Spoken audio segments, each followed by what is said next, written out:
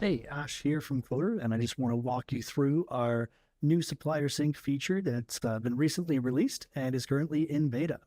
I will be skipping over a couple of steps to avoid showing any partner URLs that access their data. So the first step here is from the Settings tab, you click on SupplierSync. Now I've skipped a couple steps here. In the background, you can see this is the index for our supplier feeds. We have 3 configured in the Sandbox account, one for Streakwave, one for Leader, one for Blue Chip. But I've skipped over that step because we do show the feed sources, and those have partner-specific URLs. I didn't want to show those in the video. But from this interface that you can partially see in the background, you can see the edit icon here. You can delete your feeds. There's also a status icon that shows you if it's successfully processed, or if it's in the process of being processed, or if there was an error when we tried to process the file. And we do give you more information on those errors as well.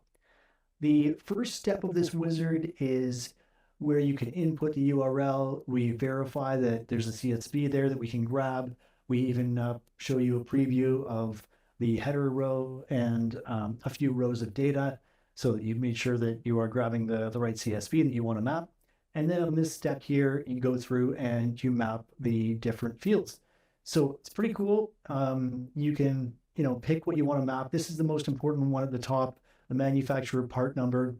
Eatalize uses this to identify products, and really what we're doing is we're getting the Eatalize information and then sending that MPN out to all of these supplier data feeds.